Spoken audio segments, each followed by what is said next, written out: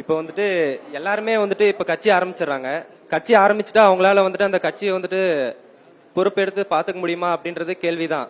அப்ப வந்துட்டு அந்த கட்சி ஆரம்பிக்கிறதுக்கு வந்துட்டு அவங்களுக்கு தகுதி இருக்குதா அப்படின்றது மட்டும் செக் பண்ணும். இப்ப ஸ்டூடெண்ட்ஸ்க்கு எப்படி வந்துட்டு நீட்டுக்கு என்ட்ரன்ஸ் இந்த மாதிரி இருக்கிறதுனால கட்சி ஆரம்பிக்கிறதுக்கு வந்துட்டு ஒரு என்ட்ரன்ஸ் மாதிரி அவங்களுக்கு வைக்கணும் அப்படின்னு சொல்றாங்க. அதே மாதிரி இப்போ எல்லா தலைவருக்குமே இப்போ ஒரு தொகுதி இருக்குது அப்படின்னா அதுல வந்துட்டு இந்த கேஸ்ட் வந்துட்டு ஓட்டு அதிகமா இருக்கு அப்படின்னா அந்த கேஸ்ட்ல இருக்கிற தலைவர் வந்து அந்த தொகுதியில் நிக்க வச்சு கேஸ்ட் வாரியா ஜெயிச்சிடறாங்க.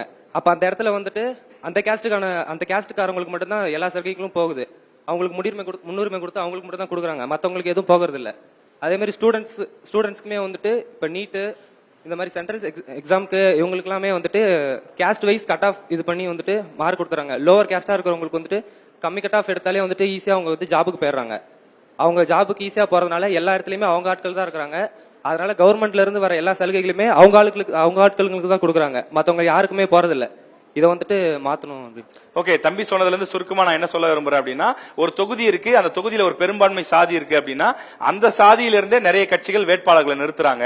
அது ரொம்ப தவறான விஷயம் அப்படின்னு சொல்லி தம்பி சொன்னார். நல்ல விஷயம், வாழ்த்துக்கள். மாத்தி நிறுத்தணும், சாதியை மட்டுமே முன்னிலையா வச்சு வேட்பாளர்களை தேர்வு செய்யக்கூடாதுங்கிற கருத்தை எடுத்துக்கலாம்.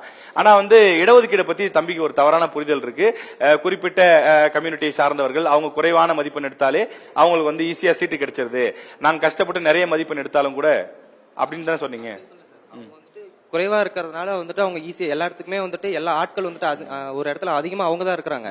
அப்படி இருக்கும்போது வந்துட்டு அந்த இடத்துல ஆட்கள் அவங்களோட ஆட்கள் அதிகமா இருக்கு, லோவர் கேஸ்ட்ல இருக்கிறவங்க வந்துட்டு அதிகமா இருக்கிறதுனால அவங்களுக்கே வந்துட்டு எல்லா சலுகையும் அவங்க பிரிச்சு கொடுத்துறாங்க, மத்தவங்களுக்கு யாருக்கும் வரதில்ல. அப்படிலாம் இல்ல, அந்த மாதிரிலாம் இல்ல, அது தவறான புரிதல். அது அப்படிலாம் இல்ல. இப்ப கேஸ்ட் சிஸ்டம் வந்து பாத்தீங்க அப்படின்னா அது உள்ள போனோம் டீப்பா போகும். ஏற்கனவே நிறைய காலேஜ்ல நம்ம இதை பத்தி பேசியிருக்கிறோம். அந்த வீடியோக்குள்ள நீங்க கட்டாயம் பார்க்கணும் அப்படின்னு சொல்லி நான் கேட்டுக்கிறேன். Okay, thank you.